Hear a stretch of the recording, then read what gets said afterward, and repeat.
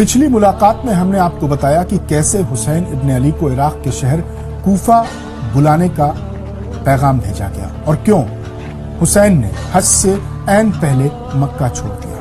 حسین ابن علی کے بھائی مسلم نے خط لکھا اور انہوں نے بھی اپنے بھائی کو حسین ابن علی کو کوفہ آنے کے لیے مشورہ دیا اور پھر حسین ابن علی مکے سے کوفے کے سفر پر نکل پڑے۔ ادھر کوفے میں حسین کے بھائی مسلم بن عقیل کی حمایت تیزی سے بڑھ رہی تھی۔ کوفے کے آس پاس کے گاؤں کے لوگ بھی مسلم سے آ کر مل رہے تھے اور اپنی بھرپور حمایت کا کھلے دل سے اظہار کر رہے تھے۔ ادھر حسین ابن علی بھی اپنے گھر والوں اور ساتھیوں کے ساتھ کوفے کی طرف بڑھ رہے تھے۔ مخبر کوفے کے گورنر کو پل پل کی جانکاری دے رہے تھے، کبھی مسلم کے ساتھ لوگوں کی بڑھتی ہمدردی کی خبر تو کبھی حسین کے کوفے آنے کی خبر۔ ان خبروں سے کوفے میں بیٹھا یزید کا گورنر پریشان ہو جاتا۔ اب کوفے کے حاکم نے اپنا اصلی رنگ دکھانا شروع کر دیا۔ شہر کے چپے چپے پر فوج تعینات کر دی گئی اور سارے شہر میں اعلان کر دیا گیا کہ جو بھی حسین کے بھائی مسلم بن عقیل سے کوئی مطلب رکھے گا یا انہیں اپنے گھر میں پناہ دے گا وہ ملک کا دشمن اور غدار کہا جائے گا اور اسے سخت ترین سزا بھی دی جائے گی۔ اس اعلان اور فوجی دستوں کے شہر میں اترنے سے پورے کوفے میں افراتفری مچ گئی، مار دھاڑ شروع ہو گئی۔ جن گھروں پر شک ہوتا ان کے ہاں رات کو اندھیرے میں چھاپے پڑنے لگے۔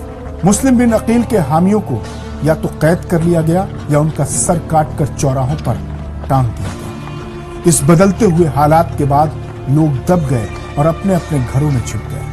لوگ مسلم بن عقیل اور امام حسین سے کیے ہوئے وعدوں کو بھول گئے۔ سارے شہر پر یزیدی فوج کا غلبہ اور قبضہ ہو گیا۔ شہر کی ایسی ناکے بندی کی گئی کہ کوئی بھی خبر باہر نہ جانے پائے۔ ادھر حسین ابن علی ان حالات سے بے خبر کوفے کی طرف بڑھتے جا رہے تھے۔ کوفے کے قریب پہنچنے سے پہلے امام حسین نے کوفے والوں کو ایک اور خط لکھا جس میں لکھا تھا کہ تمہارے اتحاد اور عزم کی پختگی پر بہت خوشی ہوئی ہے اور میں مکے سے روانہ ہو گیا ہوں۔ کچھ ہی دنوں کے بعد میں تمہارے بیچ رہوں گا۔ یہ خط حسین ابن علی نے اپنے ساتھی قیس بن مسہر کے ہاتھوں روانہ کیا، لیکن دشمن کا جال بہت مضبوط اور بڑا ہو چکا تھا۔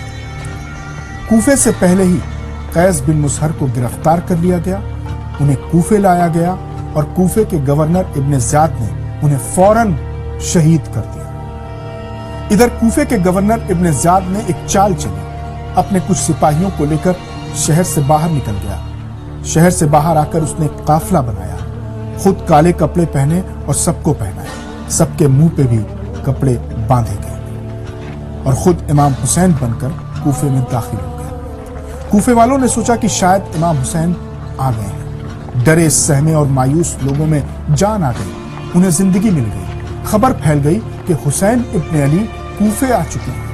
لوگ بے قابو ہو کر گھروں سے روتے پیٹتے باہر نکل آئے۔ ابن زیاد دھیرے دھیرے خاموشی سے آگے بڑھتا گیا اور اپنے فوجیوں سے کہتا گیا کہ ان چہروں کو غور سے پہچان لو، ایک ایک پر نظر رکھو، یہ سب حسین ابن علی کے طرفدار ہیں۔ ادھر لوگ ابن زیاد کو حسین ابن علی سمجھ کر نعرے لگا رہے تھے اور استقبال کر رہے تھے۔ جب یہ قافلہ مسجد کے قریب پہنچا تو ابن زیاد نے چہرے سے نقاب ہٹا دیا۔ لوگ حیران رہ گئے، لوگوں میں خوف پھیل گیا، ادھر ادھر بھاگنے لگے، لیکن فوجیوں نے ایک ایک کو قتل کرنا شروع کر دیا یا قید کر دیا۔ حسین کو خوش آمدید کہنے والا کوفہ قبرستان بن گیا۔ مسلم بن عقیل ہانی بن عروہ کے ہاں روپوش ہو گئے، ان کی تلاش میں جاسوس لگا دیے گئے۔ بہت لوگوں پر ستم ڈھائے گئے لیکن کسی نے ان کا پتہ نہیں بتایا۔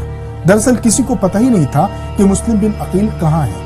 جاسوسی کے جال اتنے مضبوط تھے کہ مسلم بن عقیل جس ہانی بن عروہ کے ہاں رکے ہوئے تھے وہاں فوج کا چھاپا پڑ گیا۔ مسلم پچھلے دروازے سے نکل گئے۔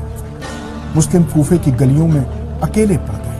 ابھی تک انہیں کسی نے پہچانا نہیں، لیکن باہر کا ماحول دیکھ کر انہیں اندازہ ہو گیا کہ ان کی جان کو کتنا بڑا خطرہ ہے، مگر اس سے زیادہ پرواہ انہیں اپنے بھائی حسین کی تھی جو ان حالات سے بے خبر کوفے کی طرف بڑھ رہے تھے۔ مسلم چاہتے تھے کہ کسی طرح سے کوئی ایسی راہ نکل آئے کہ وہ حسین کو کوفے آنے سے روک دے۔ کوفے میں بھوک اور پیاس کے عالم میں بھٹکتے ہوئے مسلم کو ایک گھر نظر آیا۔ یہ گھر کوفے کے اور گھروں سے بالکل الگ نظر آ رہا تھا۔ یہ گھر شہر سے الگ تھا۔ تھکن اور بھوک سے نڈھال مسلم بن عقیل نے ڈرتے ڈرتے اس گھر پر دستک دی۔ اندر سے ایک بوڑھی عورت نے دروازہ کھولا۔ اس عورت نے پوچھا کون ہو؟ مسلم نے جواب دیا ایک پریشان حال مسافر ہوں، تھکا ہوا، اگر ایک رات کے لیے قیام کا موقع مل جائے تو بڑی مہربانی ہوگی، صبح ہوتے ہی نکل جاؤں گا۔ عورت نے پوچھا بہت تھکے ہوئے معلوم ہوتے ہیں، کہاں کے رہنے والے ہیں؟ کہاں جانے کا ارادہ ہے؟ آنکھوں سے کم دکھائی دیتا ہے، روشنی میں آؤ ذرا چہرہ تو دیکھو۔ مسلم خاموشی سے آگے بڑھے۔ بڑھیا نے سر سے پاؤں تک مسلم کو دیکھا۔ کسی اچھے خاندان کے چشم و چراغ نظر آتے ہیں، تمہیں دیکھ کر مجھے علی شیر خدا کی یاد آ گئی۔ جب وہ کوفے میں تھے تو ایک روز انہیں میں نے دیکھا تھا، تم ان سے بہت ملتے جلتے ہو۔ مسلم نے سر جھکایا، بڑی بے بسی میں کہا میں انہی کے خاندان سے ہوں، وہ میرے چچا تھے، میں مسلم بن عقیل۔ بڑھیا چونک گئی، یا خدا تم ہی مسلم بن عقیل ہو؟ میرا نام توبہ ہے، آل رسول کی پرستار۔ میری خوش نصیبی کہ تم نے میرے غریب خانے کو زینت بخشی۔ توبہ کوفے کے حالات سے واقف تھی۔ اس نے مسلم سے کہا کہ میں بوڑھی ضرور ہو گئی ہوں، تمہارا یہاں کوئی بال بھی بیکا نہیں کر پائے گا۔ مسلم کو اطمینان ہو گیا۔ بڑھیا نے پانی دیا، کھانے کا انتظام کیا۔ مسلم نے رات میں وہیں پر قیام کیا۔ لیکن بڑھیا کے گھر میں ایک پوتا تھا، اس نے مسلم کے ٹھہرنے کی اطلاع دی تھی۔